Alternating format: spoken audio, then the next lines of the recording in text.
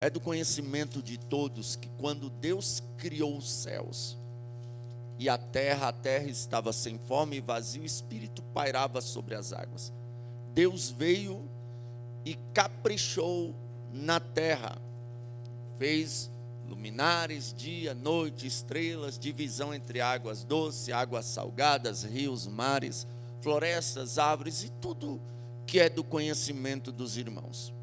Deus então cria um jardim no Éden, após criar o homem e a mulher, e coloca o homem e a mulher dentro desse jardim.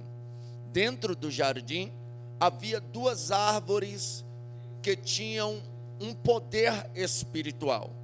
A árvore da vida, que estava plantada no meio do jardim, e também a árvore do discernimento do bem e do mal, que também estava plantada no meio do jardim. Deus vai dizer a Adão: de todos os frutos vocês comam, menos da árvore do discernimento do bem e do mal, porque o dia que vocês comerem dela, certamente morrerão. A serpente, sendo mais astuta entre todos os animais da terra, possuída, é óbvio, pelo espírito de Satanás, aproveita uma ocasião em que a mulher está sozinha e vem para um diálogo, porque Satanás, ele entende, às vezes, as pessoas, ele estuda as pessoas para o seu agir, e a mulher, a gente sabe que ela é carente, emocionalmente falando, ela tem uma necessidade emocional maior do que o homem. A mulher, se o homem passar um dia sem falar com ela, ela já chega: amor, preciso de atenção, você não me deu atenção hoje, eu quero atenção. Se a atenção vendesse no mercado, os homens estavam feitos, mas não vende, aí a gente tem que se virar e dar atenção. Mas a mulher, ela depende muito de atenção, e a gente tem que ter cuidado, principalmente as mulheres, com esse negócio de atenção. O homem tem que ter cuidado e dar uma atenção devida à sua esposa, e a mulher tem que ter cuidado para, na hora do desejo, sentimento de atenção, talvez o marido, Adão, eu não sei se estava pensando que nome ia dar para o macaco, que nome ia dar para o jacaré, sei lá, com a mente super ocupada, e a mulher lá prestando atenção, e o diabo vem bem na hora. Então cuidado, às vezes o homem não está te dando atenção, não é porque ele não quer. Às vezes ele está pensando na conta, no trabalho, na parcela do carro, no aluguel, sei lá, e a mulher está: amor, você não me dá atenção, você não vai me dar atenção hoje, amor. Então cuidado, e o diabo aproveita nessas horas e vem com a serpente, e muitas famílias têm sido destruídas por causa disso. Então cuidado com a carência é perigosa, faz enxergar algo aonde não existe. Aí a mulher está lá sozinha, o diabo aproveita, chega perto e diz: olha, e ele nem sabia o que Deus tinha dito. Aí ele vai dizer: porventura Deus não disse assim, assim, assim? Aí a mulher cai na lábia da serpente e abre o jogo. A serpente tinha uma ideia do que Deus tinha dito, né? Mas ela não sabia o que realmente Deus tinha dito. Então cuidado com pessoas que chegam especulando, com astúcia, perguntando algo que eles não sabem. Olham, pensam uma coisa, mas não sabem a realidade. E tem gente que acaba abrindo o jogo.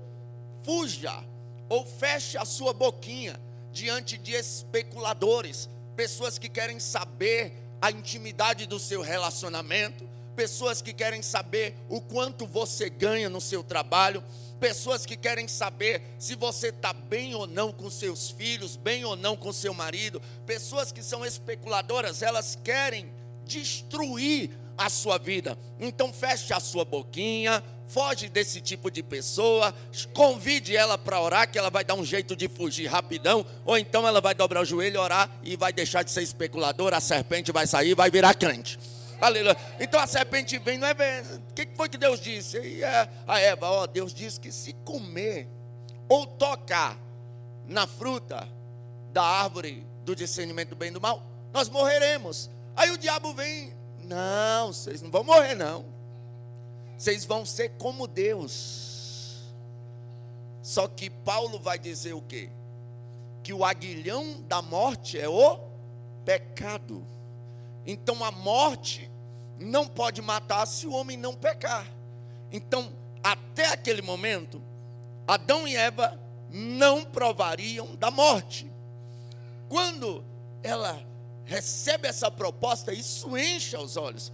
Vocês serão como Deus. E longe de nós querer ser como Deus, querer sermos grandes. Todo homem que se acha grande demais, ele sempre tem um tombo muito grande. Então, isso é perigoso. Aí, vocês serão como Deus, terão discernimento do bem e do mal. Coma. Ela vai e come, leva para o marido também come, ambos pecam. Deus não abre mão do homem porque erra, porque peca. Deus vai atrás, reconcilia eles, mas todo pecado tem sua consequência. Eles são expulsos do Éden e agora eles vão provar a morte. Não de imediato, mas com o tempo. E por se multiplicar a iniquidade, o pecado, a faixa etária de vida diminuiu bastante. O salmista vai dizer que alguns chegam aos 70, o que passa disso, câncer e enfado. Por quê? Por causa do avanço do pecado, nós provaremos a morte. Mas o apóstolo Paulo também disse, aleluia, que alguns não provarão a morte, mas serão transformados. Quem é esse? A igreja que será arrebatada, e eu creio que é a minha geração. Glória. Mas se Jesus não arrebatar a igreja, a idade chegar, nós provaremos a morte. Por quê? Porque pecamos um dia. Embora fomos perdoados por Deus, aleluia, não por mérito próprio, como já foi dito aqui, mas porque Ele nos amou, pela sua graça Ele nos salvou, e o nome dEle é glorificado por isso. Aí o que acontece, irmãos? Deus então vê o caminhar da humanidade. Por quê? Porque os dois filhos de Adão e Eva, agora não tem influência da serpente. O próprio inclinar do coração maldoso do ser humano faz um irmão matar o outro. Aí nasce um filho novamente, se chama Sete. Da geração de Sete nasce Enos. Quando Enos nasceu, a Bíblia diz que passou-se a invocar o nome do Senhor. Da geração de Enos veio Enoque. Enoque andou com Deus e não provou a morte. Deus o tomou para si. A Bíblia diz que da geração de Enoque veio Noé. E Noé, no momento em que todos os homens morreram, ele também não provou a morte, porque a Bíblia diz que este também andou com Deus. Ele foi provar a morte depois, mas no dias do dilúvio ele não provou a morte. Louvado seja Deus, porque quem anda com Deus vive algo que os outros homens não vivem. E Noé e Enoque provaram disso. Só que quando Noé sai da arca, ele é o patriarca, ele tem autoridade para abençoar ou amaldiçoar gerações futuras. Ele se embriaga, tira a roupa, fica nu, e o seu filho vê sua nudez. No outro dia, quando ele fica sabendo que o seu filho viu ele sem roupa, ele amaldiçoa o filho. E para eu e você estarmos aqui hoje, os filhos de Noé, Sem, Cã e Jafé, têm que gerar filhos, e esses filhos se envolveram, se relacionarem para dar continuidade às gerações. Então ele amaldiçoa a geração de Cã, mas a geração de Cã vai se relacionar com a geração de Sem e Jafé. Então a maldição, mais uma vez, entra no mundo. Deus vê que não tem o que fazer com o ser humano. Então o que Deus faz? Escolhe para si um povo. E Deus vai escolher na casa de um idólatra. Já preguei aqui uma vez sobre o chamado de Abraão. Abraão era filho de Tera. Tera era construtor de imagens de escultura. Mas Deus o chama, porque quando Deus vai chamar, oh glória, Ele costuma chamar aonde a lógica não bate. Aleluia. Alguém olha e diz, é improvável, mas Deus chama. Não é perfeito, mas Deus chama. Não fala bem, mas Deus chama.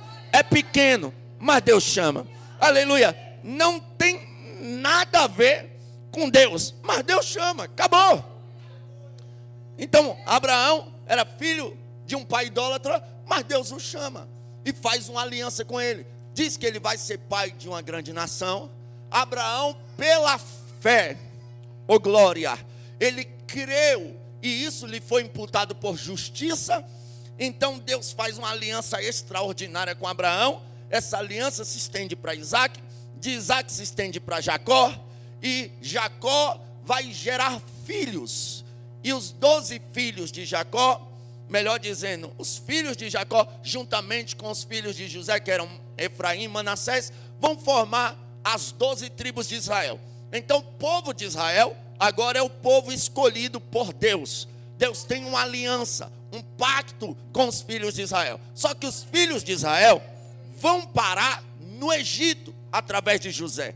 E isso já era profético, porque Deus avisou a Abraão que a descendência de Abraão peregrinaria em uma terra estranha durante um período de aproximadamente 400 anos. E isso acontece. Os filhos de Israel vão parar no Egito através de José, depois do sonho que José revela de Faraó. Só que o Faraó que conhecia José morreu também. O povo está lá, e o outro Faraó começa a observar que os hebreus estão crescendo, que os filhos de Israel estão crescendo. O que ele começa a fazer? Coloca um jugo pesado, põe eles para trabalhar em uma carga horária dobrada, começa a tratá-los como escravos, mas eles continuam crescendo. Aleluia. Ele impõe um jugo mais pesado ainda, mas eles continuam crescendo.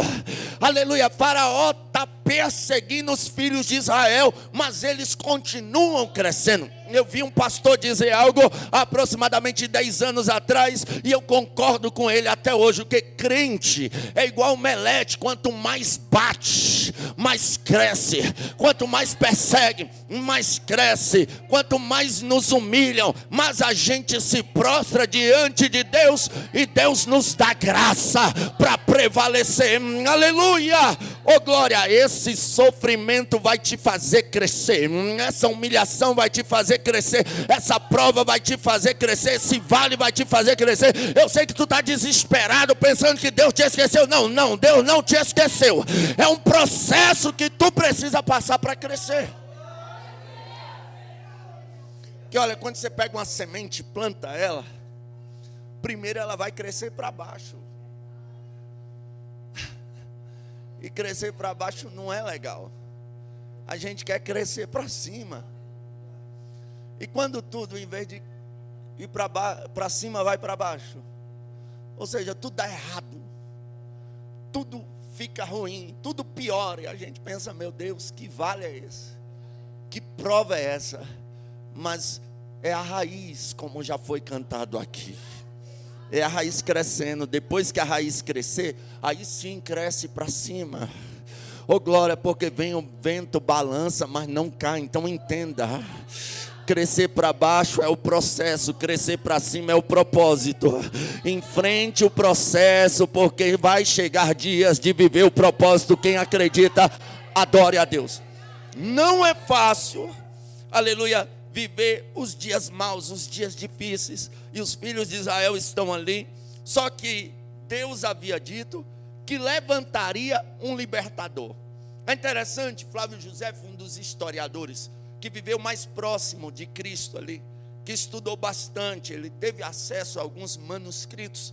Ele conta a história dos filhos de Israel, algumas histórias do Antigo Testamento, assim de uma forma bem verídica, que não fere o texto bíblico. A gente vê que a história que José conta se acompanha com a Bíblia Sagrada.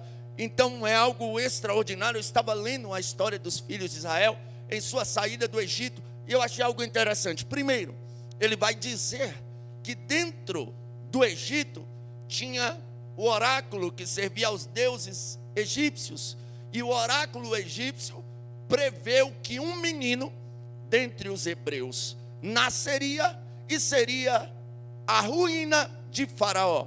E ele avisa a Faraó. Faraó, após ver o povo crescendo, fica irritado. Depois de tanto trabalho, tanta escravidão, tanto jugo pesado, o povo não para de crescer. Ele se desespera. O que ele faz? Chama as parteiras e diz: todo menino macho que nascer, vocês matem, Mas as parteiras, temendo a Deus, não tiveram coragem. Oh glória, meu Deus, aleluia. Eu fico pensando, as parteiras do Egito tiveram mais temor a Deus do que esses partidos das trevas por aí, que querem assassinar as nossas crianças, que aprovam, e já tem países distribuindo remédio para abortar grátis. Que Deus levante uma geração que tenha temor a Deus, e não mexam com as nossas crianças. Aleluia, oh glória. Elas temem a Deus, não matam as crianças. Faraó fica indignado, por que vocês não mataram as crianças? Elas olham e dizem, olha Faraó, é que as hebreias não é como a gente, quando a gente chega lá elas já pariram. Mas na verdade elas fizeram bem para os filhos de Israel, e Deus fez bem para elas também. Aleluia, porque pode ser egípcio, mas se fizer bem para os filhos de Deus, Deus abençoa eles. Agora se fizer mal, pode esperar que o castigo vem. Aí o que acontece, irmãos? A Bíblia Sagrada diz que Faraó dá ordem para que o seu exército mate todo menino de 2 anos para baixo. Há um infanticídio, um massacre de crianças. Mas vem um casal da tribo de Levi, num período que não podia gerar filhos, porque ninguém queria velar o corpo de seu filho. Aleluia, quem é o pai, a mãe, que quer sepultar o seu bebê? De maneira nenhuma. Mas esse casal tem coragem, tem um filho, oh glória, e eles escondem o menino por 3 meses, não podendo mais esconder. A mãe de Moisés, Joquebede, faz uma cestinha, betuma uma cestinha, coloca Moisés dentro e coloca as margens do rio Nilo. E Miriam vem acompanhando. Joséfo vai dizer que Moisés era um bebê que tinha uma beleza contagiante, que ninguém conseguia passar os olhos sobre Moisés sem parar para admirar sua beleza. Então Moisés está ali, às margens do rio Nilo. Miriam está observando para ver o que vai acontecer.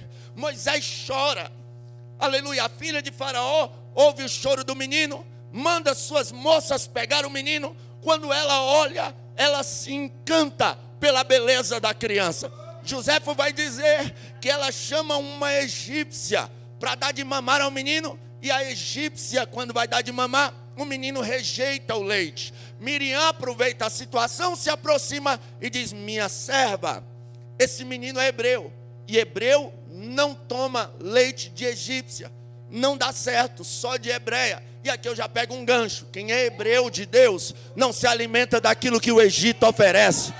Tem uma geração por aí que está acostumado a se alimentar daquilo que o Egito oferece. Mas quem é do céu, a Bíblia diz, portanto, se já ressuscitaste com Cristo, buscai as coisas que são do alto, de cima, as coisas de Deus. O que é do Egito não serve para a gente, mas o que é do céu, nós queremos.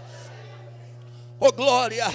Então, aleluia, ela olha para Miriam, que a Bíblia já registra isso. Aleluia, Miriam vai buscar uma hebreia para cuidar da criança, e eu ainda vou dar um salário, oh glória, para ela. Eu imagino Miriam correndo, gritando, mamãe, mamãe, mamãe. E a mãe, quando ouvia os gritos de Miriam, o que é, menino, o que foi que aconteceu com Moisés? Nada, mamãe, venha logo, corra, para onde? Moisés está com fome, venha dar de mamar para ele, venha logo, venha, mamãe, aleluia. É como assim, olha, tu vai ganhar proteção real e ainda vai ganhar salário para cuidar do seu próprio filho. Mas que conversa é essa? É Deus, mãe, só pode. Porque Deus não depende da economia que o mundo está vivendo para prosperar o crente. Deus não depende da beleza estética que alguém tenha para fazer ele ser feliz, aleluia, na sua vida conjugal. Deus não depende, aleluia, oh glória, do intelecto humano para fazer dele um pregador do evangelho. Deus não depende da voz do ser humano para fazer dele um cantor de excelência. Deus não depende da capacidade humana para capacitar alguém para um grande problema. Deus não depende de nada. Quando ele quer fazer, ele faz e ponto final. Eu vou liberar uma palavra profética. ele vai vir na contramão da lógica e vai abençoar alguém. E o nome do Senhor é Bachorecante, será glorificado. Glória. Olha só, eu lendo a história de Moisés, eu fiquei encantado. É tão lindo. Moisés fica com sua mãe até se desmamar. Aí a filha de Faraó pega o menino, e Faraó vai dar uma festa para apresentar o menino que possivelmente seria o seu substituto, o seu herdeiro, o novo rei do Egito. Só que Faraó, aleluias, não sabia quem era aquele menino. E lendo a história daquele menino, eu fiquei feliz. Por quê? Porque eu lembrei do meu menino, irmão. Quem estava lá na vigília viu tanto que o meu menino é pentecostal. Correu para lá, correu para cá. E a avó dele até hoje está dormindo, de tanto correr atrás daquele menino. Aleluia. Eu falei, mãe, a senhora deu lugar, hein? Correu na igreja, atrás do Levi. Aleluia. Mas meu menino, ele é bem assim, pentecostal mesmo. Ele é bem agitado. A Merabi já é bem quietinha, mas o Levi, meu Jesus da glória. Aleluia. Mas só que lendo a história de Moisés, eu percebi que Moisés era mais ou menos do mesmo jeito. Por quê? Porque José vai dizer que Faraó pega o menino e diz, está aqui o meu herdeiro, que vai herdar o trono, o novo rei do Egito. E ele tira a sua tiara, que se usava uma tiara, que era como uma coroa de um rei, e coloca na cabeça de Moisés. José vai dizer que Moisés joga a tiara no chão e começa a pular em cima dela. Pensa no menino levado. Começa a pular em cima da tiara. Na hora o sacerdote lá do oráculo egípcio está lá, chama Faraó e diz, Faraó, pegue a tua espada e mate esse menino agora. Faraó diz, como assim? O que é isso? A filha de Faraó já pega o menino e diz, não vai matar. O que é isso? O que está acontecendo? Aí o oráculo vai dizer, lembra da previsão que tivemos no oráculo, que um menino hebreu nasceria, seria a ruína do Egito? Esse menino desse tamanho pisa na tua coroa, na tua frente. Desse tamanzinho ele zomba de ti, do teu reino, na tua face. Se tu não matar ele agora, quando ele crescer, ele vai ser a tua ruína. A filha de Faraó pega o menino e diz, meu filho ninguém vai matar, e não morre, porque Deus usa disso para guardar. Entenda, o inimigo é assim. Ele olha para você enquanto você está pequeno e forja planos para dizer, bora matá-lo, bora pará-lo. Porque se a gente não para ele agora, quando ele crescer, ele vai ser a ruína do inferno. Entenda, você não está entendendo nada, porque essa luta terrível, essa prova terrível, essa perseguição terrível, você está aí com vontade de parar, não pare. O inimigo está com todas as armas apontadas, dizendo, bora parar ele enquanto está pequeno, porque se ele crescer já era. Mas eu vou liberar uma palavra profética, Deus vai guardar a tua vida ministerial, a tua vida espiritual, você vai crescer. Quem acredita, adore a Deus.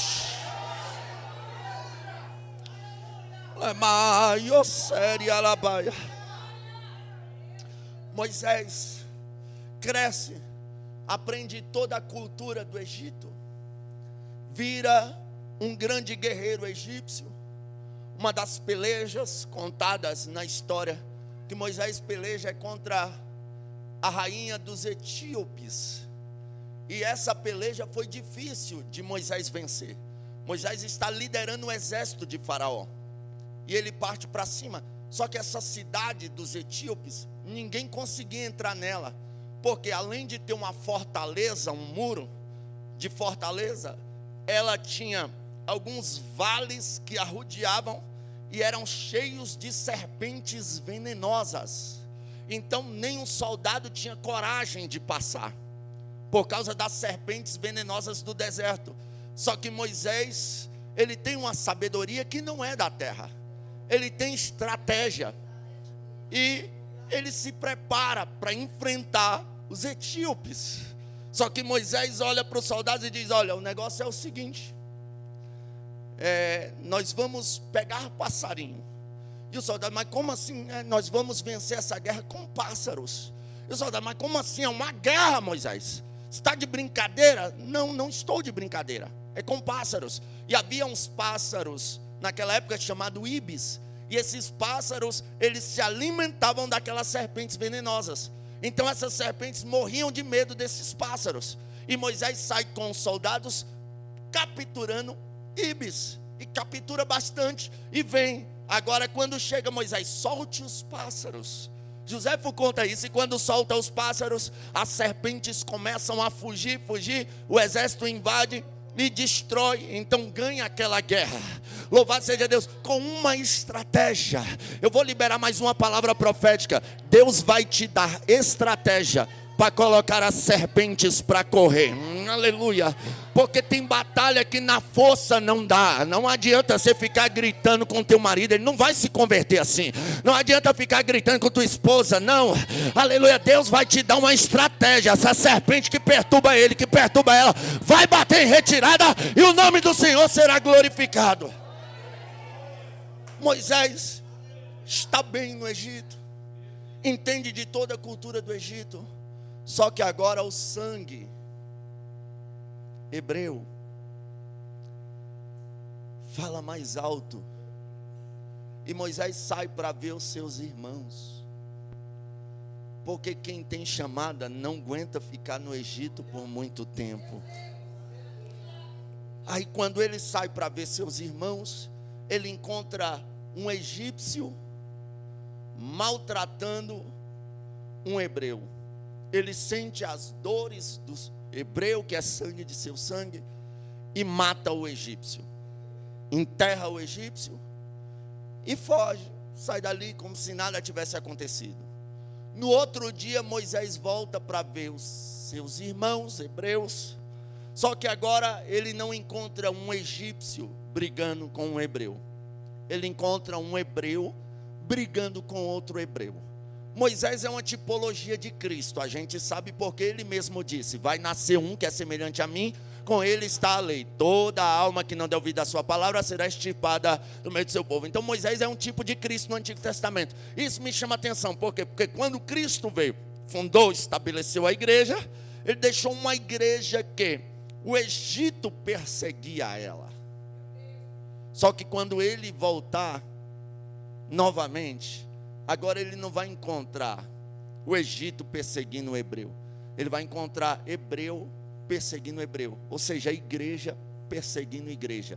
Igreja brigando com igreja por causa de placa, por causa de usos e costumes, por causa de não sei o que lá. Então, aleluia, infelizmente essa é a realidade. Mas o que acontece? Moisés, quando volta, vê um hebreu brigando com outro hebreu, ele vai separar a briga. Aí os hebreus olham para ele e dizem: que foi, Moisés?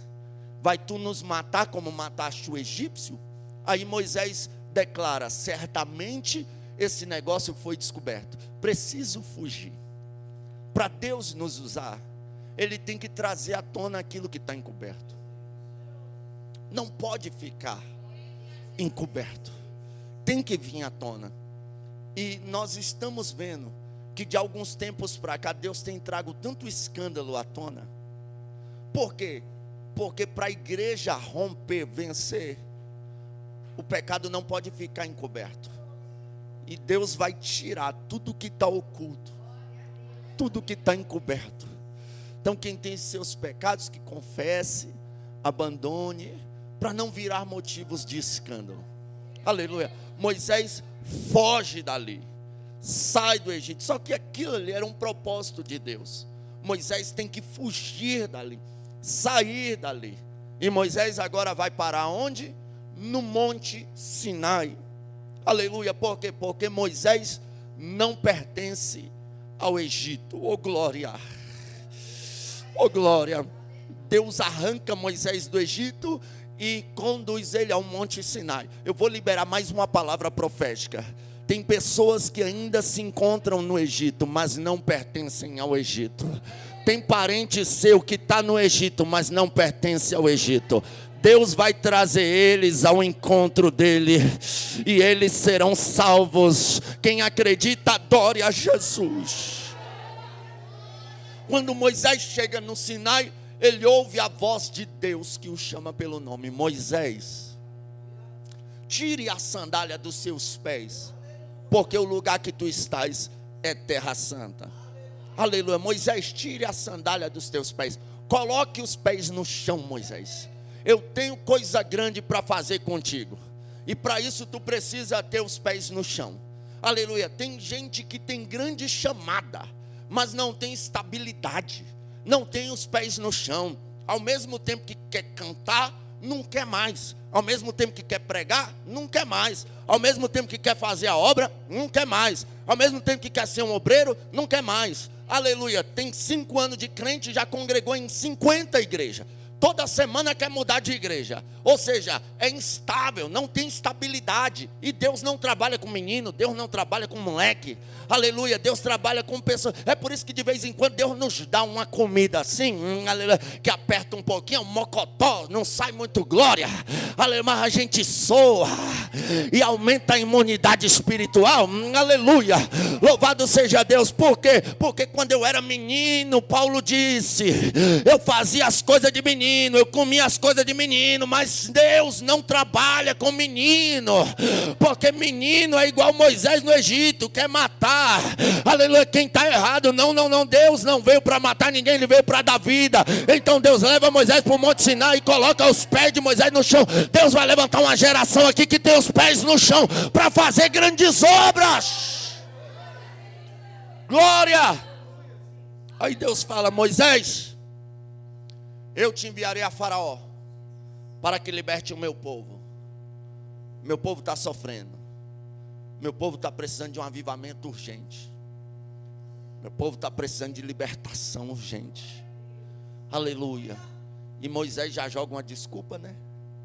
Porque uma coisa é você ser inconstante. Eu quero, não quero. Quero, não quero. Quero, não quero. Outra coisa é você querer fugir pelo peso da chamada. Porque a chamada pesa. Quando você vê alguém que quer demais, não tem. Porque quem tem mesmo sabe o peso que é e foge. Quando eu vejo umas igrejas cheias de pessoas que são desesperadas para ser consagrada, até fica bajulando pastor, só para ser consagrado. Irmão, pastor nenhum gosta de obreiro bajulador, não é verdade, bispo?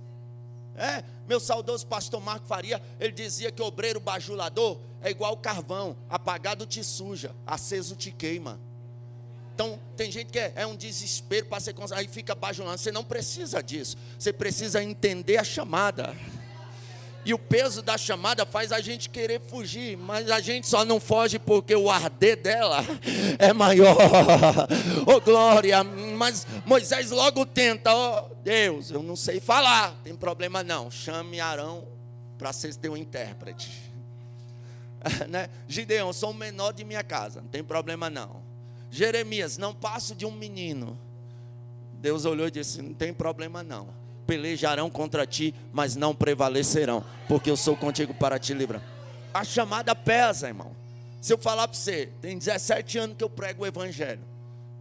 Quantas vezes você pensou em parar, pregador? Todo dia. É pesado, né? Para quem vive fazendo a obra de Deus relaxadamente, é tranquilo. Mas quem leva a obra de Deus a sério, Deus sabe como é difícil. Quantas vezes eu em um quarto de hotel, a Natália fica braba comigo, porque eu saio para pregar em um monte de lugar por aí, e eu fico hospedado na beira da praia. Eu tiro foto, mando para ela. Aí disse, aí, você não vai lá tomar um banho não? Eu disse, não. Às vezes eu estou num hotel chique, com piscina, hidromassagem.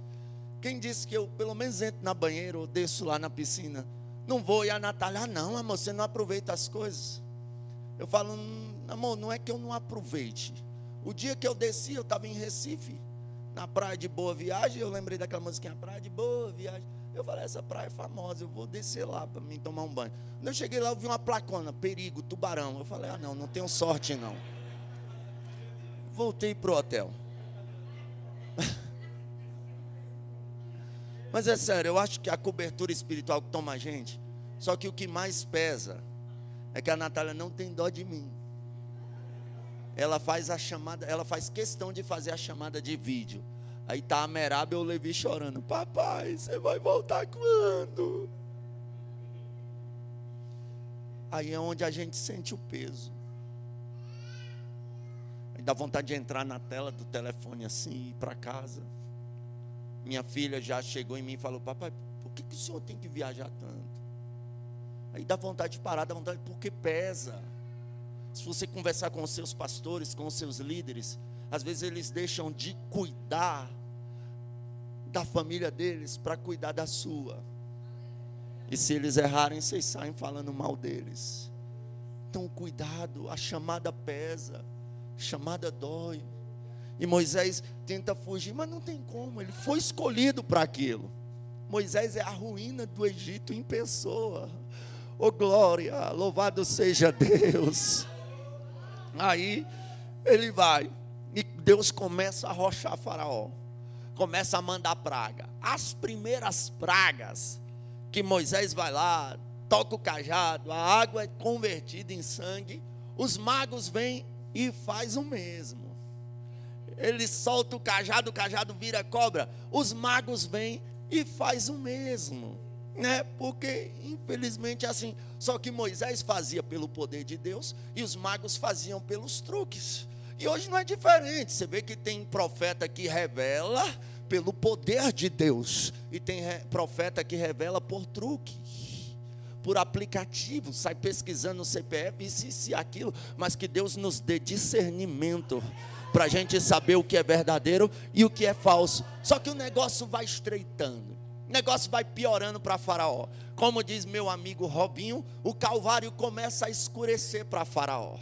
Aí Faraó vê que não tem saída, aí ele tenta um diálogo com Moisés, chama Moisés e faz a primeira proposta, que está em Êxodo 8, 25 e 26. Ele vai dizer a Moisés: Moisés, vem cá, vocês querem sair, vocês querem ir para o Monte Sinai adorar, eu vou lhe fazer uma proposta.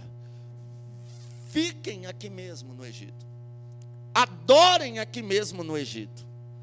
Moisés olhou e disse: como é que é? Sacrifique aqui mesmo, vocês não precisam sair do Egito. Moisés olhou e disse: de maneira nenhuma, nós adoraremos no meio das abominações do Egito. Então a primeira proposta do inferno é essa: fica no Egito mesmo, você vai ser salvo do mesmo jeito, você vai ser adorador do mesmo jeito. Mas isso não é verdade, porque o Egito é um ambiente de abominação. Só que nunca em tanto tempo nós vimos as pessoas aceitarem essa proposta como nos dias de hoje.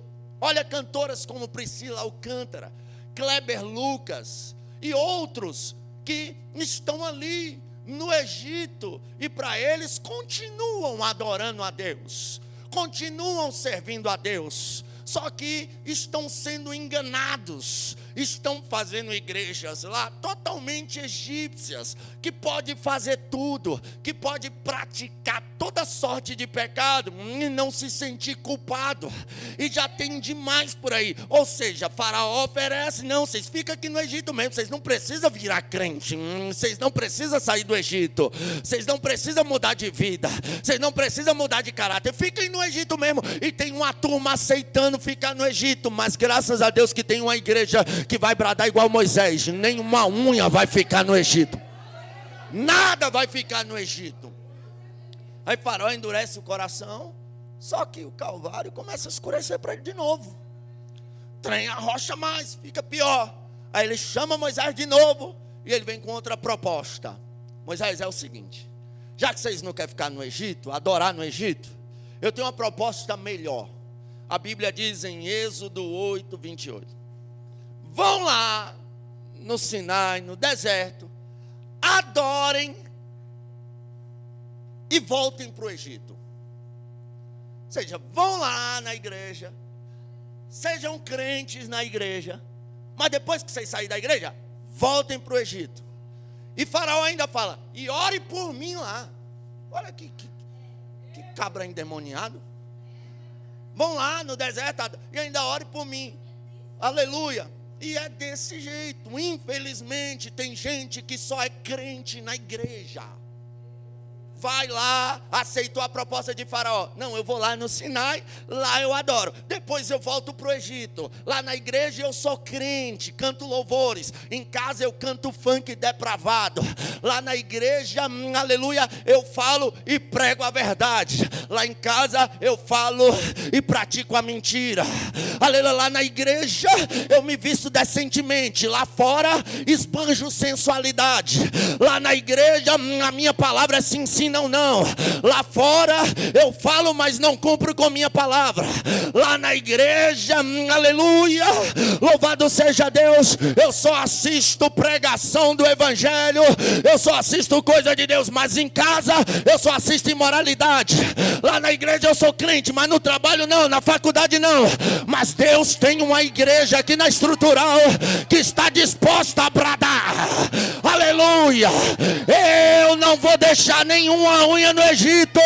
Eu sou crente em Jerusalém, sou crente em casa, sou crente na escola, sou crente no trabalho, sou crente aonde? Nós temos que ser cristãos por onde nós passarmos. Tem um amigo meu, Ronald. Um abraço, Ronald. Eu tenho 2 hobbies que eu amo demais praticar. O primeiro é pescar. O segundo é saltar de cachoeira, de ponte. Já dei alguns pulos da ponte JK. É legal demais. Mas não faça isso. Eu gosto demais. E eu conheci esse rapaz no Poço Azul. Estou falando isso porque para você sair do Egito, você não precisa se privar de uma diversão. Se você não é feliz na presença de Deus, você está vivendo uma religiosidade. E Deus não chamou ninguém para viver religiosidade. Deus chamou a gente para ser livre. Eu não faço algumas coisas, não é porque eu não posso fazer, eu sou obrigada. Não, não, não, é porque eu não quero fazer. Porque a melhor coisa que tem é estar na presença de Deus. É viver a presença de Deus, é viver o que Deus tem para mim. Mas isso não nos priva de divertir. Você é um ser humano, aleluias. Mas as suas práticas não podem ser egípcias. E eu conheci esse rapaz dando alguns saltos de cachoeira. Peguei amizade com ele. Ele começou a andar comigo para as cachoeiras para saltar. Ele também gosta de saltar. Aí ele falava bem assim: nossa, cara, eu gosto de ir contigo porque tu é pastor, né? Então Deus está contigo. Eu falei: não, não sou pastor não. Só que eu nunca preguei para esse rapaz. Nunca preguei para ele. Parei para pregar? Não. Porque ele via, daqui a pouco ele: mano, eu estou assistindo tuas pregações. Eu falei: legal, né? Porque é chato às vezes você ficar perturbando a pessoa. Quando ele tocava no assunto, é claro que eu falava uma coisinha ou outra ali. Só que eu simplesmente vivi. Eu estava no meio de pessoas que não professam a fé que eu. Mas isso não fez com que eu me contaminasse. Como disse o pregador na nossa vigília, a gente tem que ser igual uma garça, andar no meio da lama e não sujar nenhuma pena. O pregador da nossa vigília falou isso, eu achei muito interessante isso. E é uma realidade. Aí quando chegou um dia, ele falou: cara, hoje vai ser a última vez que eu vou fumar maconha. Eu estava olhando tua vida, cara. Tu não fuma maconha, não usa droga, não vai para festa. E tu é feliz, cara. Se pratica, eu posso ser feliz também. Ora por mim, vai ser o último baseado que eu vou fumar. Aí eu fiz uma oração por ele. Aí ele trouxe todos os negócios de fazer baseado lá, o de chavador, as seda e tudo lá. Aí eu fiz uma oração: Deus, que seja o último baseado que esse homem fume. Só que ele não conseguiu fumar nem aquele. Ele pegou e jogou fora e falou: nunca mais eu fumo. Hoje o cara está indo para a igreja, cantando no coral e me manda louvor direto. Oh, glória seja dada ao nome de Jesus. Oh, glória. Nós sairemos do Egito de uma vez por todas. Você pode ir para o ambiente de trabalho e ser um cristão, no ambiente de escola e ser um cristão, em casa ser um cristão. Não é, aleluia, só ser crente na igreja. Não, nós temos que ser crente por onde nós rejeitamos a proposta do diabo.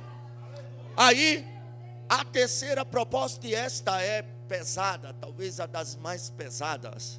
E eu quero que você dobre a sua atenção agora. Êxodo 10:10.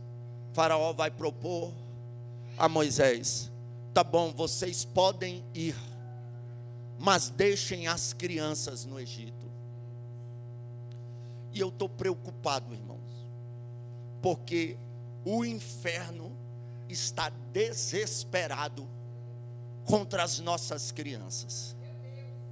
Aleluia, estão tentando de tudo para depravar as nossas crianças. E se nós não fizermos como Moisés e dizer que nenhuma criança vai ficar no Egito, eles vão se apoderar delas. A cada dia que passa, o inferno está investindo mais e mais. Seja um filtro na sua casa. Filtre o que o seu filho está assistindo, o que a sua filha está assistindo. Tem mãe que já compra maquiagem para criança de 5, 6 anos de idade. Já compra roupinha culta para os filhos. O inferno está de olho, porque essas crianças são o futuro da igreja. Eles querem, vejam o nível de hipocrisia do inferno. Os que são do inferno, porque só pode ser do inferno, esse tipo de gente, são os que gritam assim: queremos, olha só, em Brasília aqui, um vagão da frente do metrô é todo rosa, né? O que eles alegam? Só pode entrar mulher no primeiro vagão. E isso é para a gente proteger a mulher de algum mal. Mas será mesmo? Eu concordo com o vagão para a mulher, para proteger elas do mal. Eu concordo. Só que eu não concordo com a hipocrisia deles. Será mesmo que esses que gritam lá um vagão só para a mulher, querem mesmo defender a mulher? Porque são os mesmos que estão gritando para colocar um banheiro lá na escola, para homem e mulher frequentar junto. Ou seja, será mesmo que eles querem proteger a mulher? Como é que um vagão só para a mulher, para proteger a mulher, e banheiro para homem e mulher junto? Um marmanjo entrar e minha filha ver um marmanjo lá pelado? Aqui não, Satanás. O sangue de Jesus Cristo tem poder. Nós precisamos gritar. O inferno está desesperado para atacar nossas crianças, para parar nossas, mas as nossas crianças não serão entregues ao Egito. As nossas crianças, eu vou liberar uma palavra profética, serão o futuro das nações, o futuro da igreja, os próximos profetas, os próximos pregadores, os próximos pastores. Nós não abrimos mão das nossas crianças. Pais, eu sou pai, e a espada corta primeiro para mim, em todos os aspectos. Aleluia. Um dia eu conversei com Deus: Deus, por que o Senhor não me usa mais light? Uma mensagem assim mais legal, mais aceitável. Irmão, porque tem coisa que a gente prega, que às vezes até amigos da gente pensam que é indireta para eles. E não é, a gente não prega porque a gente quer, o Espírito de Deus que toma a gente. E é ruim, eu queria pregar uma mensagem assim que todo mundo gosta, mas Jesus nunca me dá essas mensagens, toda vez é apertando, toda vez é corrigindo. Mas o próprio Cristo não agradou todos, quanto mais eu. Mas é sério, nós precisamos pensar. Não pense assim: o pregador Gabriel prega duro. Tudo que eu prego aqui, o inferno vem atrás de mim depois, vem tentar contra a minha vida, aleluia, vem tentar contra a minha família, minha casa. Então eu sou o primeiro a ter que viver o que eu prego. Então eu me sinto alertado por essa terceira proposta aqui, a ensinar mais a palavra de Deus para os meus filhos, a ensinar mais as escrituras para o meu filho, para minha filha, a colocar mais desenhos bíblicos para eles assistirem e tirar desenhos mundanos. Eu me sinto na obrigação não de obrigá-los, mas ensinar a eles o que é certo. Porque a Bíblia diz: ensina o filho o caminho que deve andar, quando crescer não se desviará dele. Vamos nos dedicar um pouquinho a mais para as nossas. Lembre-se disso, se você puder lembrar algo dessa mensagem, lembre-se disso. O inferno está com todas as armas apontadas contra as nossas crianças, mas eu vou liberar uma palavra profética: nenhuma arma preparada prosperará contra as nossas crianças. A última proposta, Hebreus 10, 24. Faraó vai dizer: deixe o vosso gado, a vossa vaca, os vossos bens no Egito. Moisés olha e diz: rapaz, nem uma unha vai ficar no Egito. Porque é outra coisa que a gente tem que ter cuidado. Os nossos bens não são para o Egito. Seu carro que tu pediu a Deus para fazer a obra de Deus, não é para tu estar emprestando para alguém ir para o prostíbulo, não.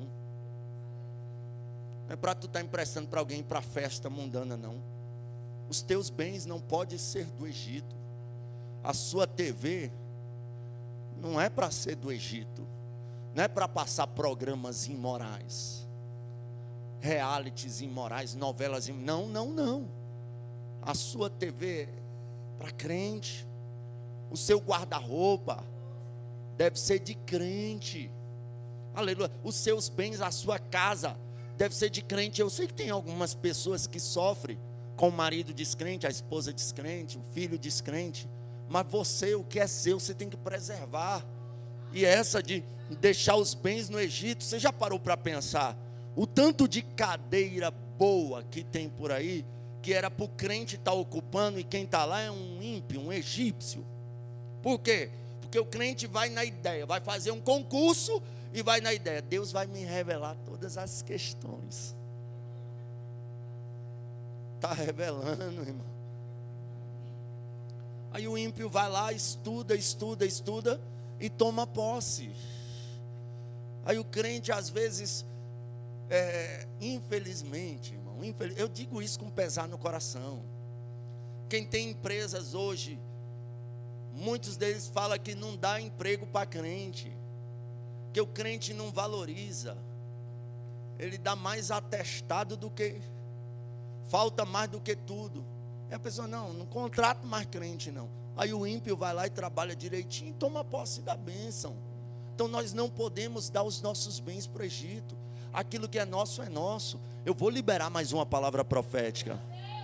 A cadeira que nos pertence, nós tomaremos posse. A sua empresa vai prosperar, o teu negócio vai prosperar, a tua vida financeira vai prosperar, os teus bens vão prosperar. O que está, aleluia, nas escuridades que nos pertence, Faraó, escute isso: nós não abrimos mão do que é nosso, o que é nosso de direito, nós tomaremos por herança. Aleluia, a gente vai contar testemunho demais. Aleluia. Aí Faraó vê que não tem o que fazer, Deus manda-lhe um vento: agora sai do Egito. Bora, saiam do Egito. Queremos viver um avivamento, que venhamos sair do Egito, que venhamos abandonar tudo que é do Egito, que venhamos deixar tudo que é do Egito para trás, para a gente viver o propósito de Deus. Se coloque de pé em nome de Jesus.